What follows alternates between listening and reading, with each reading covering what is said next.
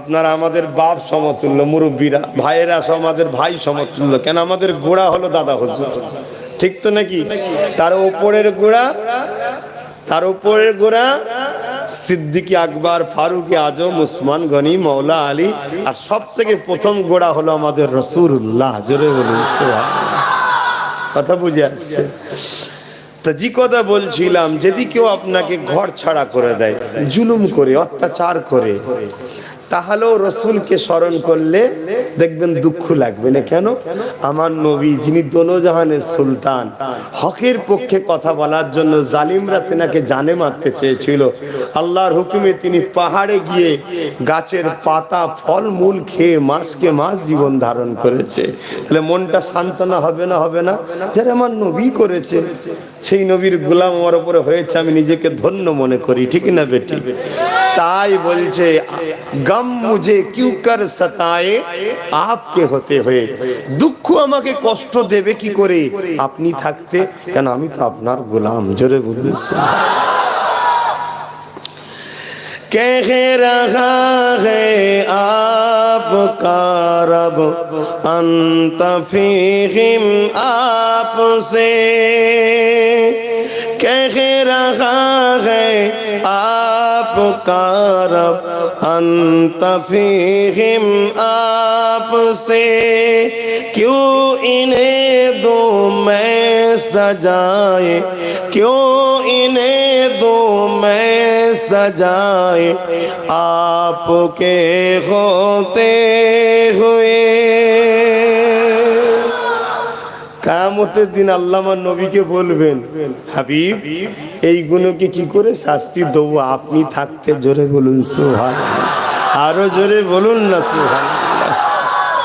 বন্ধুত্ব করুন, ভালোবাসা করুন, লড়াই করুন, যাই করুন মুহাম্মদ রাসূলুল্লাহর জন্য করুন। কোনো চোর চিটিং বাজ ধাপ্পাবাজদের জন্য করবেন না। লাইফটা আল্লাহ দিয়েছে, আল্লাহ বলেছে আমার হাবিবকে, মা আতাকুমুর রাসূল ফাখুযুহু ওয়া মা নাহাকুম আনহু ফান্তাহু। আমার হাবিবের আদেশ মান, আমার হাবিবের নিষেধকে ছেড়ে দে।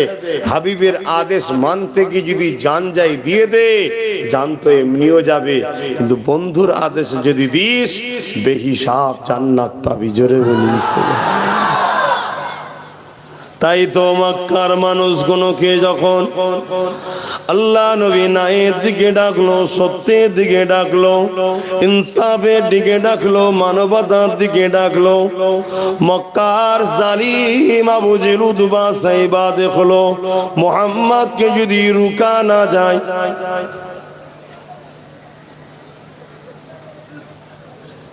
এইটুকু বাচ্চার হাতে ফোন থাক, এইটুকু কার করছি আপনার আচ্ছা রাতে ফোন দিওনি ভাই। এক তো ফোনের রেডিয়েশনে মানুষের লাইফ শেষ হয়ে যাচ্ছে। আল্লাহ নবী যা বলে সত্য বলে। আবু জেহেল তখন শাসক ক্ষমতায় ছিল, উতবা সাইবা আবু লাহাব এরা সবাই তখন হুকুমাতে ছিল, ক্ষমতায় ছিল। তারা মানুষকে গোলাম বানিয়েছিল, মানুষকে এক আল্লাহ থেকে সরিয়ে নিজেদের খেয়াল খুশি মতো চালিয়েছিল।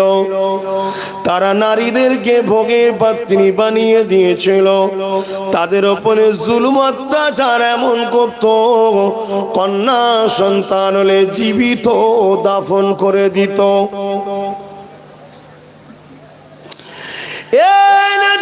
তরুণেরা, আল্লাহ নবী দুনিয়া জমিনে এসেছেন আল্লাহ সৃষ্টিগুলোকে জালিম অত্যাচারী স্বৈরাচারীদের হাত থেকে বাঁচিয়ে এক আল্লাহ রাস্তায় আনার জন্য, শান্তি রাস্তায় আনার জন্য, কল্যাণের রাস্তায় আনার জন্য, ইনসাফের রাস্তায় আনার জন্য, মানবতার রাস্তায় আনার জন্য, এক কথায় জান্নাতি রাস্তায় আনার জন্য।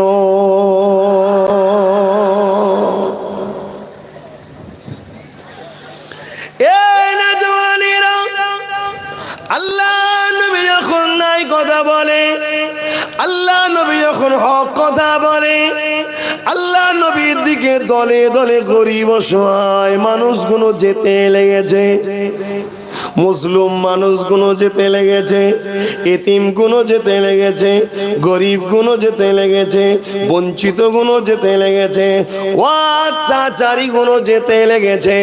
এমন করে আমার নবী পাকের দিকে তারা আগে আগে যেতে লেগেছে। আবু জেহেল দেখলো মুহাম্মদকে যদি রুকা না যায়, তাহলে একদিন সবাই যদি মুহাম্মদ রাসূলের দিকে চলে যায়, তাহলে আমাদের অন্যায়ের সাম্রাজ্য ধ্বংস হয়ে যাবে। খুব ভালো করে দিন বুঝুন, কেন আমাদেরকে লজেন ধরিয়ে দিয়ে বলছে খা, চুষে যাচ্ছি, অরিজিনাল জায়গা থেকে সরিয়ে দিয়েছে।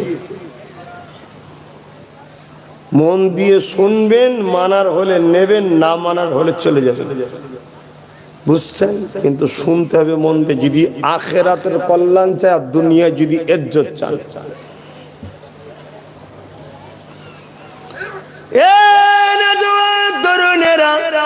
আল্লাহ নবী পৃথিবীর জমিনে যখন এসেছিলেন, এই পৃথিবী তখন অশান্তি দাবানলে জ্বলছিল। এই পৃথিবীর এতিমগুলোর কোনো মর্যাদা ছিল না, এই পৃথিবীতে নারীদের কোনো অধিকার ছিল না, এই পৃথিবীতে গরিবের কোনো অধিকার ছিল না, এই পৃথিবীতে লেবারদের কোনো অধিকার ছিল না, এই পৃথিবীতে দিনমজুরদের কোনো অধিকার ছিল না।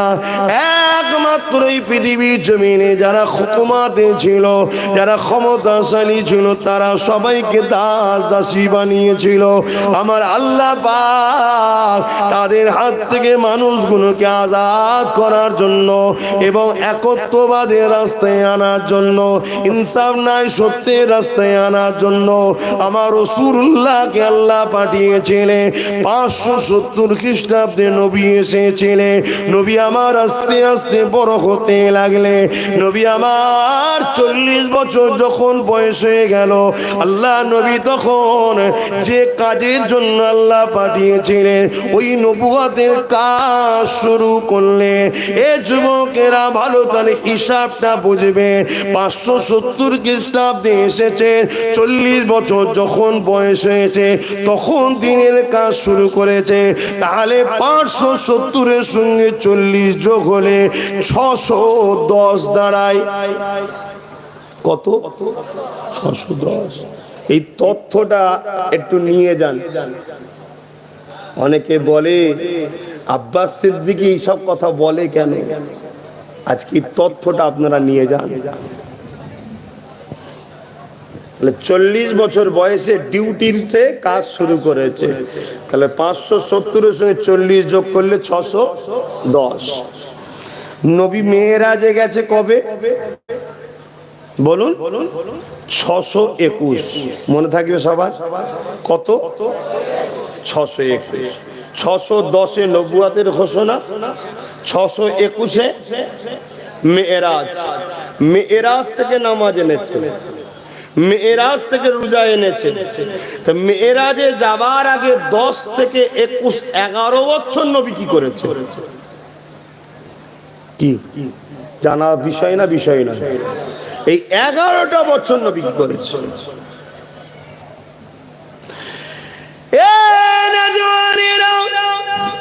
আসসালাতু মিরাজুল মুমিনিন, নামাজ হলো মুমিনদের জন্য আল্লাহ পাকের দিদার স্বরূপ। নামাজ তো কোনোভাবে ছাড়া যাবে না, কেননা হযরত মুসা আলাইহিস সালাম যখন আল্লাহ পাকের সঙ্গে কথা বলতে গেলেন, কি আল্লাহ পাককে জিজ্ঞাসা করলেন, আল্লাহ আমি আপনার সঙ্গে কথা বলি, আর কি কেউ আপনার সঙ্গে কথা বলে?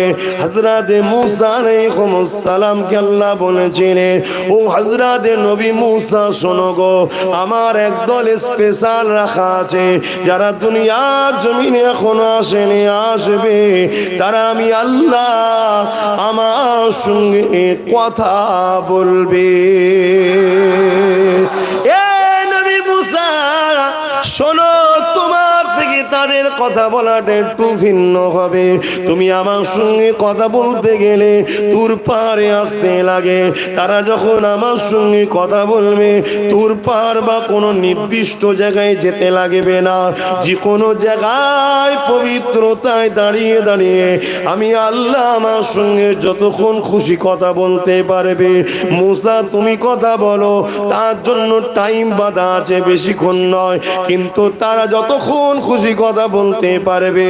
ও হযরতে মুসা তুমি আমার সঙ্গে কথা বলছো, তোমার আমার বিচখানে দূরত্বটা কতটা তুমি জানো? হযরতে মুসা আলাইহিস সালাম বলেছেন আল্লাহ আপনার সঙ্গে আমার দূরত্বটা কত হবে আপনি ভালো জানে। তবে আমি মুসা মনে করি আমি পাহাড়ের নিচে আছি পাদদেশে, আর আপনি চূড়ায় রয়েছেন, এতটা দূরত্ব হবে। আমার আল্লাহ বলেছিলেন মুসা না, তোমার আমার বিচকারে 70,000 নূরের পর্দা রয়েছে, একটা পর্দা থেকে আর একটা পর্দা 10,000 বছরের রাস্তা বা ইখতিলাফ 70,000 বছরের রাস্তা। মুসা রে আমার যে আখরি যারা আসবে তারা আমার সঙ্গে যখন কথা বলবে তাদের আর আমার বিচখানেতে কোনো পর্দা থাকবে না, 70,000 পর্দা কি উঠিয়ে দেওয়া হবে, একেবারে সামনাসামনি কথা হবে। আরো জোরে বলুন সুবহান।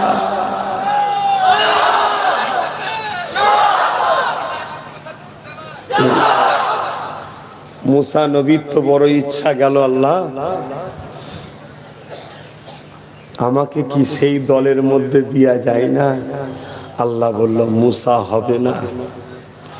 আল্লাহ আমি কি জানতে পারি তারা কারা, তারা কোন বান্দা আপনার, তারা কারা? শুনছেন তো নাকি? এত ছেলেগুলোর বাঁচা সব, একটু কিছু চংমং হলেও কেন, কি দেখছো, কেউ মেরে ফেলবে? হ্যাঁ,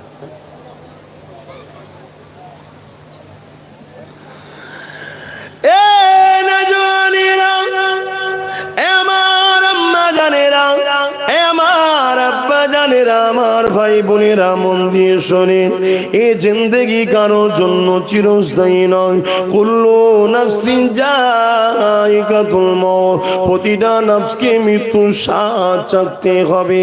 আল্লাহ আপনার যেভাবে মৃত্যু নসিবে রেখেছে ওইভাবে হবে। আপনি হাজারো চেষ্টা করলেও আপনার মৃত্যুকে চেঞ্জ করতে পারবেন না। এই যুবকেরা, তরুণেরা, আব্বারা, এই পৃথিবীর জমিনে অনেকে ঘরের মধ্যে ঢুকে বসে থাকে বাঁচার জন্য। দেখা যায় ঘরের ছাদ ভেঙে সে মারা গেছে। এই পৃথিবীতে অনেকে দেখা যায় সারা জীবনটা সাগরে মাছ ধরে কাটিয়ে দিয়েছে, কিন্তু ডুবে কোনোদিন মারা গেল না, ঘরে এসে মারা গেল। আর কোনোদিন শহর এলাকায় পুকুরিত নাই, একদিন ঘুরতে গিয়েছিল কোনো সাগরে, সে ডুবে মারা গেল। অর্থাৎ তার কপালে যদি থাকে ওইভাবে এইভাবেই হবে। কেননা আল্লাহ জিন্দেগি দিয়েছে, আল্লাহর হাতে মৃত্যু রয়েছে। এই পৃথিবীতে অনেকে চেষ্টা অনেক কিছু করে, কিন্তু ফয়সাল আল্লাহর পক্ষ থেকে হয়। এই নওজওয়ানেরা, আল্লাহ নবী নূহ নবী দয়া নবীকে আবু জেহেল কুয়া করে ফেলার চেষ্টা করেছিল, কিন্তু দেখা গেল ওই কুয়ার মধ্যে আবু জেহেল পড়ে গেল। সে নিজে করেছে নিজেই চিনতে পারলো না, কিন্তু পৃথিবীর সমস্ত দড়ি রশি গুলোকে ওই কুয়ার মধ্যে নামানো হতে লাগলো, কেউ তুলতে পারলো না। যতটা নামাই কম পড়ে যায়, কম পড়ে যায়। আমার রাসূলুল্লাহর কাছে খবর গেল, আমার নবী পাক ওই কুয়া ধারে আগিয়ে আসলে ওই সময় কুয়ার ভেতর থেকে আবু জেহেল বলতে লাগলো, এ মুহাম্মদ, তোমার জন্য কুয়া খুঁড়েছিলাম, আমি পড়ে গেছি মুহাম্মদ, আমাকে তুমি উঠাও, দুনিয়ার রশি আর কম পড়ে যাচ্ছে, তুমি আমাকে উঠাও। তুমি যদি আমাকে উঠিয়ে দাও আমি আবু জেহেল কলেমা পড়ে নেব। আল্লাহ নবী হাতটা বাড়ালেন, যেখানে দুনিয়ার রশি কম পড়ছিল হাতটা বাড়ালেন, সঙ্গে সঙ্গে আবু জেহেল হাত পেল, নবী ধরে তুলে দিলে।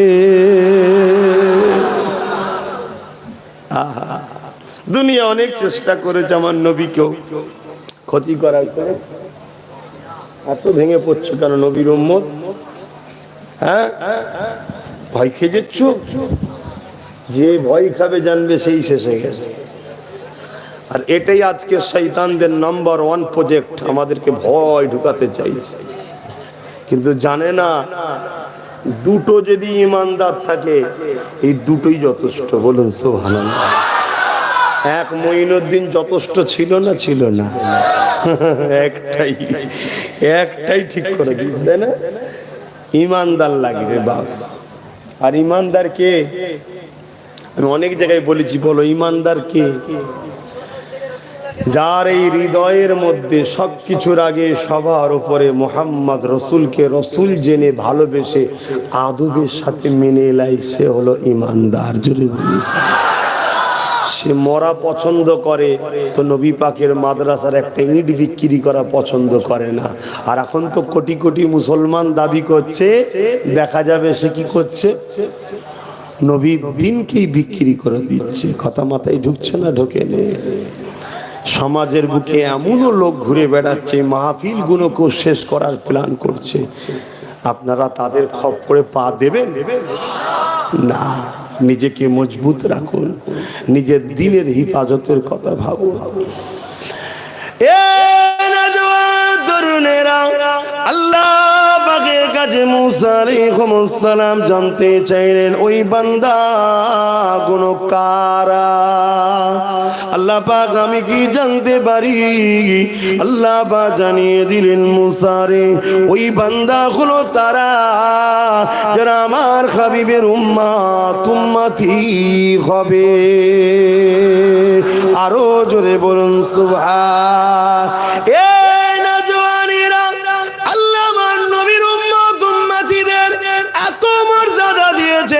মুসা নবী আল্লাহর সঙ্গে কথা বলেছে, 70,000 নূরের পর্দার আড়াল থেকে বলেছে।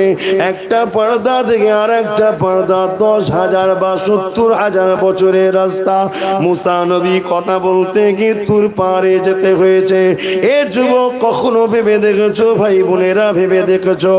আর আমার নবীর উম্মত আমার দরুন আমি তুমি যখন খুশি যেখানে খুশি দাঁড়িয়ে দাঁড়িয়ে আমার আল্লাহর সঙ্গে কথা বলতে পারবো। এই যুবকেরা, আল্লাহ নবী হযরত মুসা আলাইহিস সালাম জানতে চাইলেন, ও রব্বি আল্লাহ পাক এটা কেমন করে হবে? আমি একজন জলিলুল কদর নবী হব আর তার আখিরি নবীর উম্মত হবে, এটা কি করে হয়? আমার আল্লাহ বলে দিলেন, মুসা রে আমি আল্লাহ তোমাকে বানিয়েছি যার খাতিরে, তিনি হলেন আমিনার লাল, তোমার আমার নবী মুহাম্মদ রাসূল।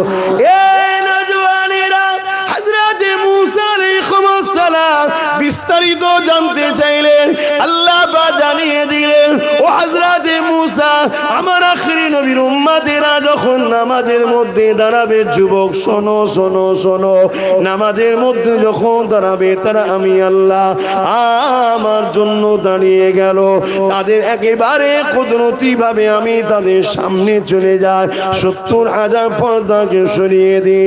তারা যখন কোরআন তেলাওয়াত করে, কোরআনটা হলো কালামুল্লাহ, আল্লাহর কথা, তারা আমি আল্লাহ আমার সঙ্গে কথা বলতে থাকে।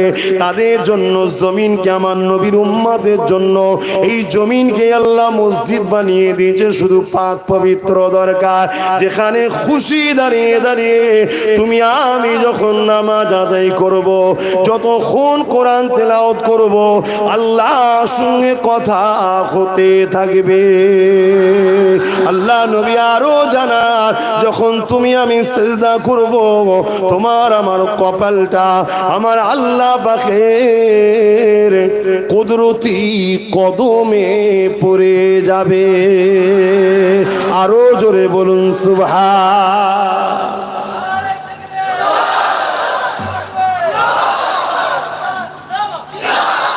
এই নামাজ আমার ভাইয়েরা ছেড়ে দেবে না। কত সম্মানের জিনিস বুঝছো? এই নামাজ ছেড়ে দেবে না। ফজর বেলা ঘুম ভাঙেনি নাচার, জোহর বেলা কাজে ছেড়ে ফিরতে পারোনি নাচার, তা উচিত নয়। তারপরেও যদি নাচারে হয়ে যায় আলাদা কথা। আসর, মাগরিব, ঈশা বাকি কাজা পড়ে লাও, ইচ্ছা করে আমার যুবকরা নামাজ কাজা করো না। আমার এমন অনেক ভাই আছে যারা 24 ঘন্টা একবারও আল্লাহকে সেজদা দেয় না। বলো তো আমার সোনার ভাইরা, বলো যে আল্লাহ তোমাকে দুটো পা দিল, হাত দিল, সৃষ্টি করলো, সেই আল্লাহকে 24 ঘন্টায় একবারও সেজদা করলে না, বলো তিনি কুদরতি অন্তরে ব্যথা পায়, দুঃখ পাই না পাই না? হ্যারে বান্দা, সব তো আমার, আমায় ভুলে গেলি? এগুলো ভাবতে হবে আমার ভাই। হ্যাঁ, আমার অনেক ভাইরা আছে মাসকে মাস কোরআন পড়া তো দূরের কথা, খুলেও দেখেনি। বলো, অথচ এই মুখে কত কি বলছি, কার না কার স্লোগান দিচ্ছি। এখন ভাইজান হুজুর জিন্দাবাদও বলছো, কিন্তু যে আল্লাহ জবান দিল, কোরআন তো তার কথা, কখনো পড়েছো? অনেক ভাই আছে বছরেই একবার পড়ে। যদি আমার কোনো ভাই বলো ভাইজান আমি তো ভুল করেছি, পড়তে পারিনি, আরে বুকা পড়তে পারোনি, কমসে কম কোরআনকে বুকে লাও, চুমা করো, আদর দাও, চোখে লাগাও, খোলো পৃষ্ঠাগুলো, উল্টাও, আয়াতের তলায় হাত বুলাও, যেমন পড়ে যায় না, হাত বুলিয়ে বুলিয়ে যাও আর বলো আল্লাহ মাফ করে দেন। হালকা বয়সে তখন ভুল করেছি, আজ জ্ঞান ফিরেছে, খোদা তোমার এই কোরআন পড়তে পারিনি কিন্তু ভালোবাসি। আমার আল্লাহর নবী বলছেন কিয়ামতের দিন এই রকম লোককেও কোরআন শাফাআত করে জান্নাতে নিয়ে যাবে। জোরে বলুন সুবহানাল্লাহ, আরো জোরে বলে। হায় হায় আমার ভাইরা, তুমি আমি যে কোরআন পড়ি না, কোরআনের দুশ্মনদের কাছে খবর আছে, তাই তারা কোরআনের বিরোধী করে, কোরআনকে পুড়াতে চায়, কোরআনকে মিটাতে চায়। কেন জানে এই সমাজের যুবকরা, মুসলিম ঘরের ছেলেরা কোরআন ছেড়ে দিয়েছে। তুমি যদি কোরআনকে ধরে থাকি তাদের সাহস আছে নাকি কথা বলা? তোমার আমার ইতিহাস জানো, তুমি আমি কে বোঝো আমার সোনার ভাইরা? ওই ইতিহাসটা একটু শোনায় নাকি গো? তুমি আমি কে, একটু ইতিহাস শোনো। হ্যাঁ, তাহলে আমার নবী 11 বছর কি করলেন মনে পড়ছে? কি গো অসুবিধা হচ্ছে? 11 বছর কি করেছো নবী জানবেন না? তোমার আমার নেতা তো তিনি, তোমার আমার লিডার তিনি, তোমার আমার রসুল তিনি, তোমাকে আমাকে জান্নাতে নিয়ে যাবে তিনি। আমি আব্বাস সিদ্দিকী কেন, আমার বাপ দাদু কারো তিনার ছাড়া কিয়ামতের দিন বিচার তো কোন নবী আলাইহিমুস সালামরাও কিয়ামত দিন নফসি নফসি করে থরথর করে কাঁপবে, বিচারই শুরু হবে না। তিনার চেহারা মুবারককে দেখার সাথে সাথে আল্লাহর রাগ ঠান্ডা হয়ে যাবে। জোরে বলুন সুবহানাল্লাহ। শোনো আমি কার কথা বলছি,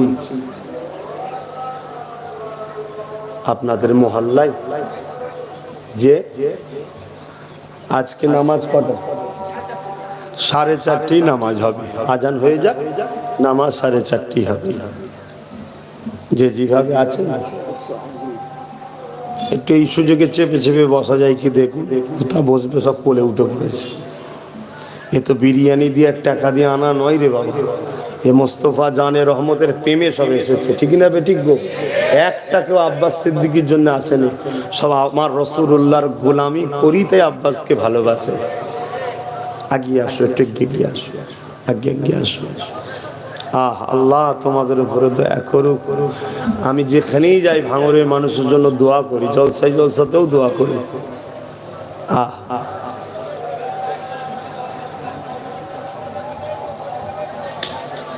এই তো আলামিন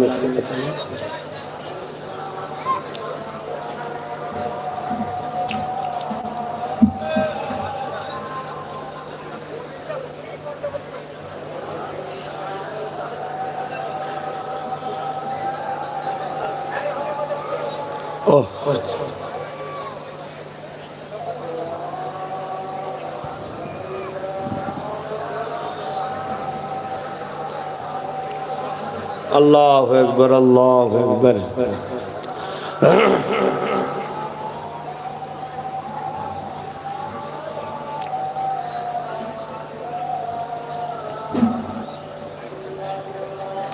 اللهم رب هذه الدعوة التامة الصلاة القائمة محمد وسيلة الفضيلة ترفع مقام محمد الذي وأتى وارزقنا الصفاعة إنك لا تفلح لا إله إلا الله محمد درود الشريف اللهم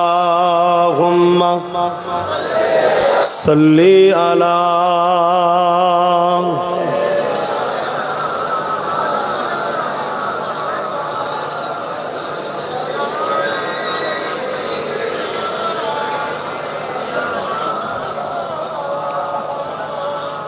ও গো চাঁদ তুমি বলে দাও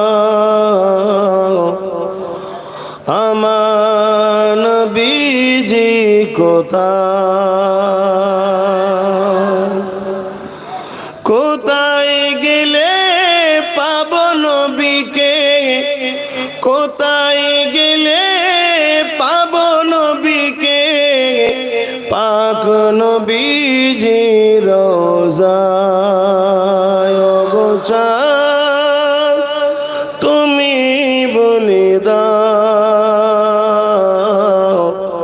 আমার নবীজি কোথায়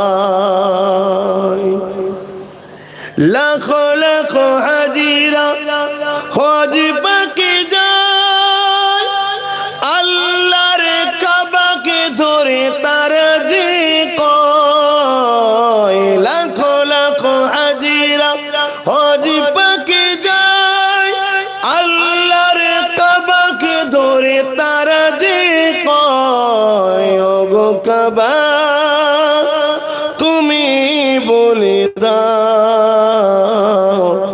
আমার নবীজি কোথায় কোথায় গেলে পাব নবীকে কোথায় গেলে পাব নবীকে পাক নবীজি রোজায় আল্লাহুম্মা সাল্লি আলা সাইয়্যিদিনা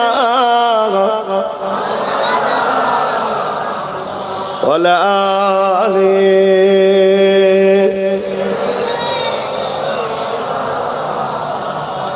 আমার আব্বা জানেরা আমার ভাইরা আমার বাপ জানেরা আমি যে কথা বলছিলাম 11টা বছর রাসূল কি করেছে মেরাজ থেকে তো নামাজ এনেছে যে নামাজের গুরুত্ব আপনাদেরকে বললাম কত বড় গুরুত্ব আহা আল্লাহ নবী যখন দুনিয়া থেকে চলে যাচ্ছেন আখিরাতের রাস্তা থেকে রওনা দেবে নবী আমার 63 বছর দুনিয়াবি জিন্দেগি কাটিয়েছেন হযরত আজরাইল আলাইহিস সালাম আমার নবীর দরজার গোড়ায় দাঁড়িয়ে আল্লাহ নবীর কাছে ইজাজত চাইছে ভেতরে আসার জন্য অনুমতি চাইছে মন দিয়ে শুনুন কার কথা বলছি কার সঙ্গে তোমাকে জুড়ে যেতে বলছি শুধু বলবে হ্যাঁ আমি তো নবীর উম্মত নবীকে ভালোবাসি ভালোবাসার মানুষ কখনো নবীর কষ্টের দিনের ক্ষতি কারো হতে পারে না এই যুবকেরা শয়তানের ধোঁকায় নিজের ক্ষতি যদি করেও ফেলতে পারে নবীর দিনের ক্ষতিকারক কখনো ভালোবাসার মানুষ হতে পারে না নিজের ক্ষতি যেমন নামাজ ছেড়ে দিয়েছে নিজের ক্ষতি দিনের ক্ষতি নয় রোজা ছেড়ে দিয়েছে নিজের ক্ষতি দিনের ক্ষতি নয় হজ ছেড়ে দিয়েছে দিনের ক্ষতি নয় নিজের ক্ষতি কিন্তু মনে রাখবে সমাজে যদি তুমি মদের কারবার করো গেঁজার কারবার করো সুদকে প্রতিষ্ঠিত করো সুদের কারবার শুরু করো মনে রাখবে এটা তুমি নবীর দিনকে মিটাবার চ্যালেঞ্জ দিলে শুনছো তো আমার নবী সুদ বন্ধ করেছে তুমি চালু করেছো আমার নবী বদ বন্ধ করেছে তুমি চালু করেছো আমার নবী যাত্রা ফাংশন থিয়েটার নাচ গান বন্ধ করেছে তুমি চালু করছো এই যে 1 জানুয়ারি হয়ে গেল আমার কওমের ছেলেরা হ্যাঁ 1 জানুয়ারি একজন খ্রিস্টানদের একজন প্রভু আছে খ্রিস্টানরা একজন প্রভুকে মানে তার অনুসরণ করে তারা করে এটা। আমি তুমি সেখানে নাচছি, সেদিন উদযাপন করছি, মনে রাখবে এটা দিনের ক্ষতি করছো, এখানে কিন্তু মাফ নাই। অন্য দিনে কেউ যদি ফিস্টি করতে যে একটু গানও শুনে ফেলে, ও নিজের ক্ষতি করলো, দিনের নয়। শুনছো, ও নিজের ক্ষতি করেছে। কিন্তু তুমি কার তাসাব্য করছো একটু ভাববে না? আমার কথাই বেজার হলেও কিছু করার নেই বাপ, তোমাদেরকে বাঁচাবার চেষ্টা করছি।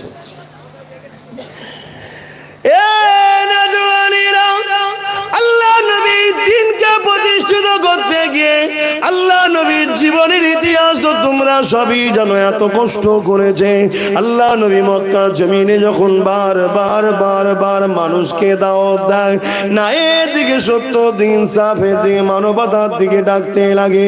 মদ ছাড়ো, জেনা ছাড়ো, জুয়া ছাড়ো, সুদ ছাড়ো, গেজা ছাড়ো, বিশ্বরিয়াতি কাজ ছাড়ো, জুলুম ছাড়ো, অত্যাচার ছেড়ে দাও। নবী পাক যখন বলতে লাগে, কেউ মানতে চাই না। নবী আমার তাই পাশে একটা জায়গা আছে, তায়েব বলে একটা জায়গা রয়েছে, ওই তায়েবের জমিনে গেলে, কেননা আল্লাহ নবী ভাবলেন তায়েবের জমিনে যায়, যদি তায়েবের মানুষরা আমাকে মেনে নেয়।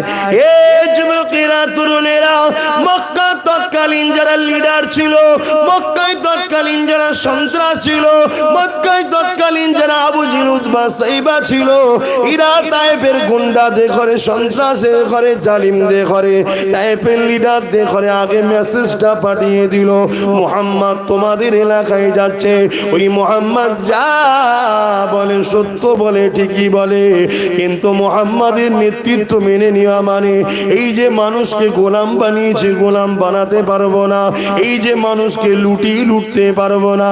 এই যে মানুষের উপরে আমরা আতঙ্ক রেখেছি, আতঙ্ক করতে পারবো না।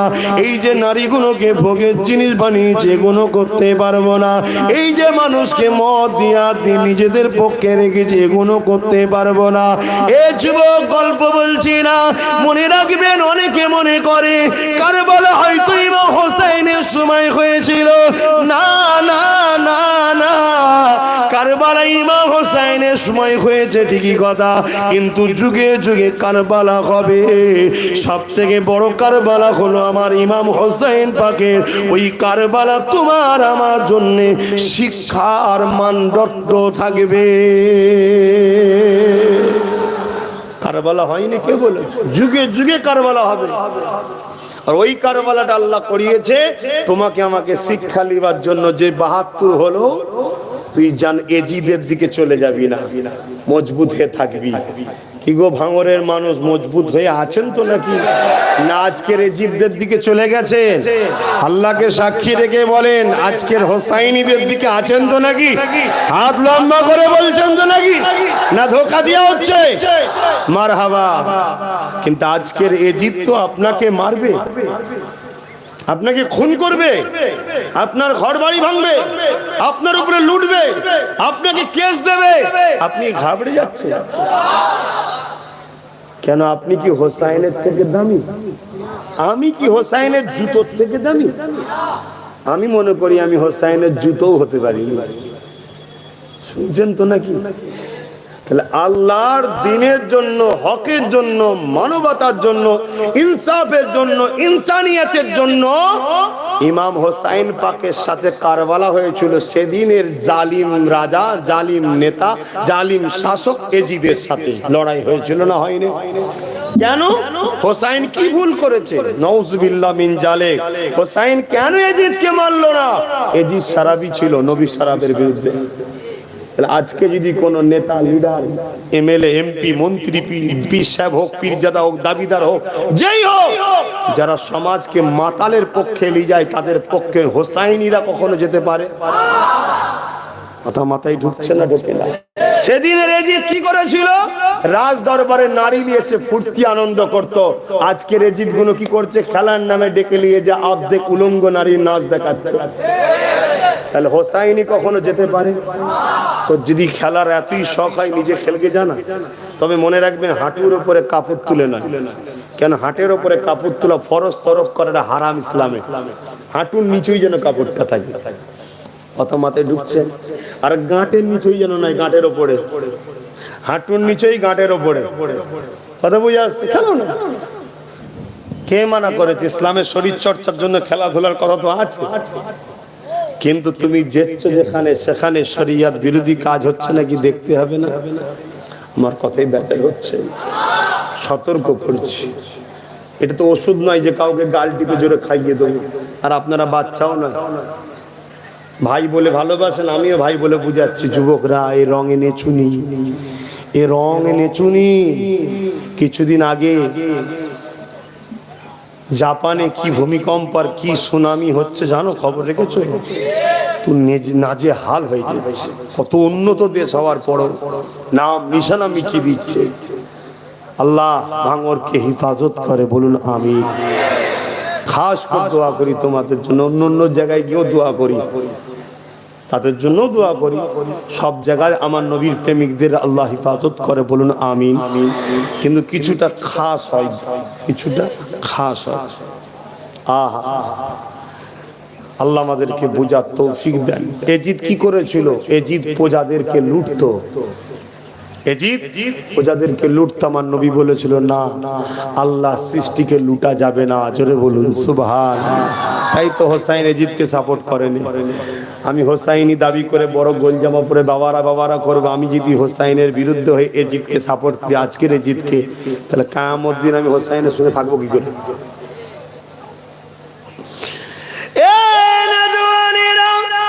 আমার জিন্দেগিটার কোনো মূল্য নাই, কেননা মনে রাখবে এই পৃথিবীতে সব থেকে দুর্বল লাজুক সম্পর্ক কোনটা জানো?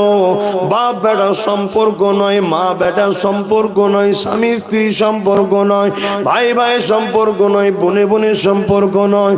সব থেকে দুর্বল সম্পর্ক হলো এই শরীরের সঙ্গে আত্মা বা জানের রুহের। কখন যে শরীর থেকে রুহটা বেরিয়ে যাবে কেউ জানে না। খেতে বসবেন, হাতও হয়তো তুলেছেন, পুর করে বেরিয়ে গেছে, হাতে রয়ে যাবে। কি গো, এর সাথে সব থেকে দুর্বল সম্পর্ক শরীরের। অতএব এইটা কারো কথা চলে না, এখানে আল্লাহর হুকুম যেই হয় অমনি বেরিয়ে যাবে। অতএব আল্লাহ দিয়েছে, আল্লাহর রাহে চালাও। আল্লাহ যদি তোমার তকদিরে লিখে রাখে যেটা, সেটাই হবে। তুমি খুশি মনে মেনে নাও। শুধু একটা জায়গায় তুমি মাথায় রেখো, তুমি জালিমের সাথে থেকো না, অন্যায়ের সাথে থেকো না, জুলুমের সঙ্গে থেকো না। কেন? আল্লাহ কখনো জুলুম করে না, আর জালিমকে সাপোর্টও করে না। জোরে বলুন সুবহানাল্লাহ। আল্লাহ কখনো বেইনসাফি করে না, বেইনসাফিকারীদেরকে সাপোর্টও করে না। জোরে বলুন সুবহানাল্লাহ।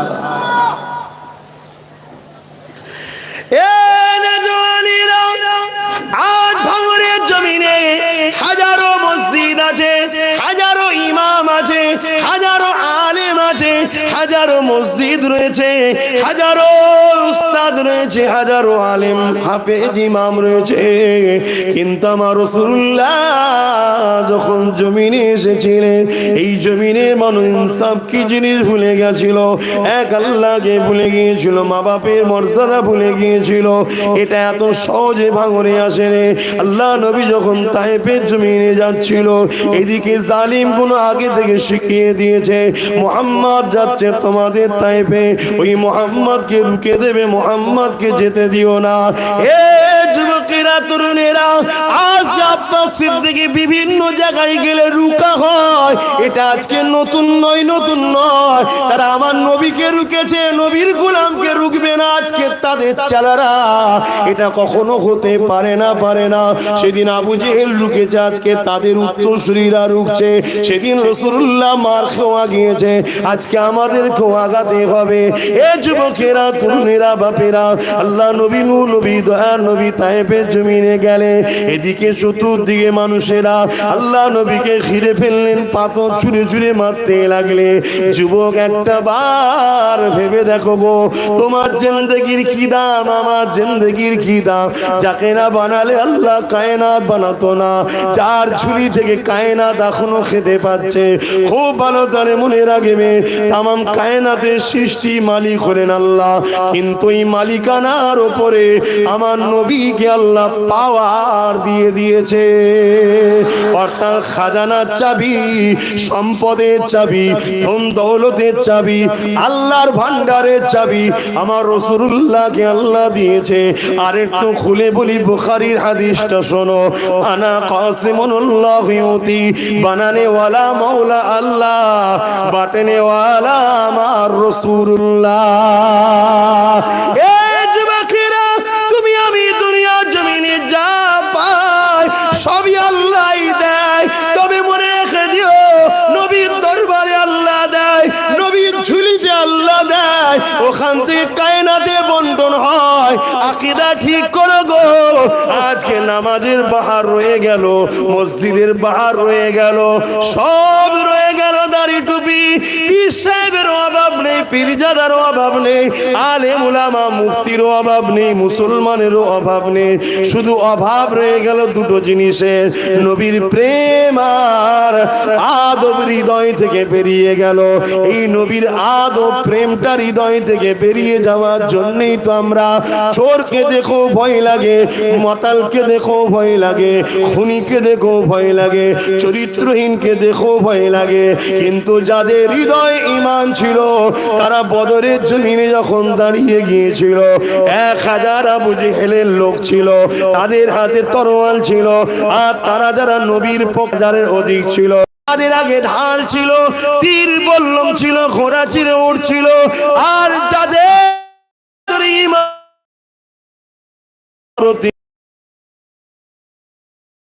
না, খাজুরের ডাল ছিল, সামান ছিল না, খাজুরের ডাল নিয়ে দাঁড়িয়েছিল। গায়ে লোহার ড্রেস তো দূরের কথা, জামাটাও ছিঁড়া ফাটা ছিল। আবু জেহেল বাহিনী ঘোড়ার পিঠে ছিল, আর সাহাবারা খালি পায়ে ছিল। সাহাবাদের জিজ্ঞাসা করা হয়েছিল, ও মুহাম্মদ নবীর প্রেমিকেরা, কোন সাহস এই বদরে দাঁড়িয়ে রয়েছে গো? কাদের মোকাবেলায় তোমরা নেচে গো? আবু জেহেলের দিকে সৈন্যবাহিনী রয়েছে, সুসজ্জিত ট্রেনিং প্রাপ্ত যোদ্ধা, লোহার ড্রেস পরে রয়েছে, হাতে তরোয়াল রয়েছে, তীর রয়েছে, বল্লম রয়েছে। তোমাদের তো খালি গায়ে, জামাটাও ছিঁড়া ফাটা, হাতে শুধু খাজুরের ডাল রয়েছে, কি করে মোকাবেলা করবে? সাহাবারা বলেছিল, এ বিশ্বের মানুষ শুনে রেখে যা, আমার নবী সাহাবারা কি বলেছিল? ওদের হাতে ঢাল থাকতে পারে, তরোয়াল থাকতে পারে, তীর থাকতে পারে, বল্লম থাকতে পারে, ওদের দিকে লোকও বেশি থাকতে পারে, দুনিয়াও থাকতে পারে। আমাদের দিকে কিছু নেই তো কি হয়েছে? আমাদের দিকে আল্লাহর বন্ধু রয়েছে। আরো জোরে বলুন সুবহান।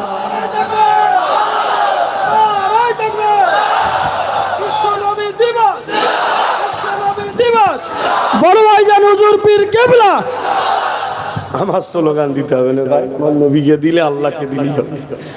আমি তো নগণ্য মানুষ, ছোটখাটো মানুষ একটা। আল্লাহ যে দয়া করে আমাকে নবীর কথা বলার সুযোগ দিয়েছে, এর ঋণ শোধ করতে পারবো না। আল্লাহ যে আল্লাহ আমাকে বলার সুযোগ দিয়েছে, তুই বল আমার বন্ধুর কথা, তুই আমার বন্ধুর কথা বলবি, কিয়ামত দিন বন্ধুর কথা বলার জন্য তোকে বন্ধুর সাথে জান্নাত দেবো ইনশাআল্লাহ। এই সুযোগটা কে করে দিয়েছে? এই যে এত জড়ো হয়েছে, আমি নিয়ে এসেছি? তোমরা বলো আমি নিয়ে এসেছি?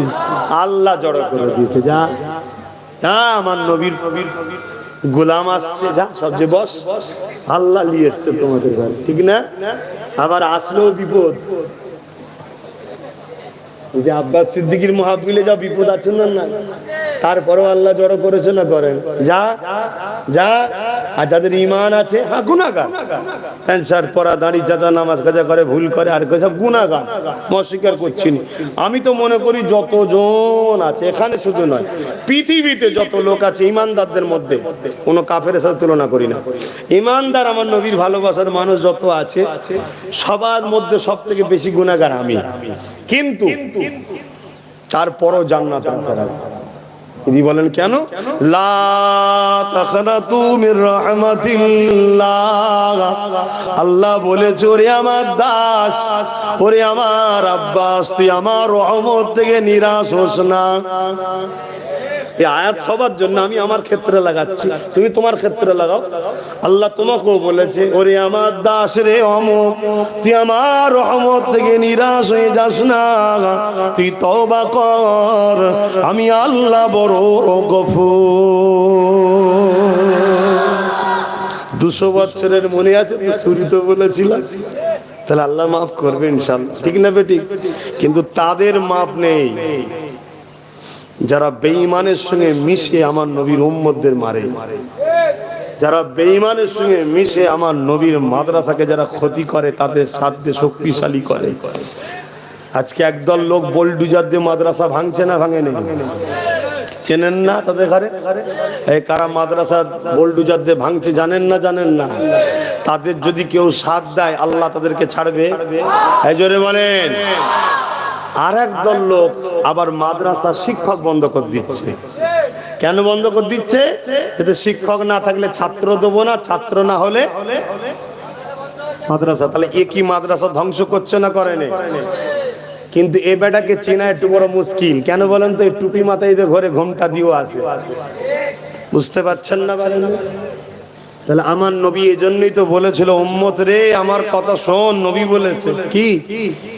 প্রকাশ্য দুশ্মনের থেকেও ছদ্মবেশী দুশ্মন, বন্ধু সুপে দুশ্মনটা বেশি ক্ষতিকারক। কে বলেছে? নবী বলেছে। আল্লাহ কিছু বলেছে এই সম্বন্ধে?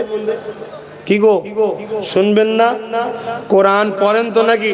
কোরআনে একটা সূরার নাম বলছি, আছে কি দেখুন তো, সূরা কাফিরুন। আছে আছে আছে না নেই বলুন? আর একটা সূরার নাম বলছি সূরা মুনাফিকুন। আছে না নাই? 6টা। কটা? আর সূরা মুনাফিকুন, সূরা মুনাফিকুন 65টা। উতা তুমি 4টে। কটা? 65টা। আব্বাজানরা শুনছেন তো? কেন আল্লাহ 65টা দিল সূরা মুনাফিকুনে?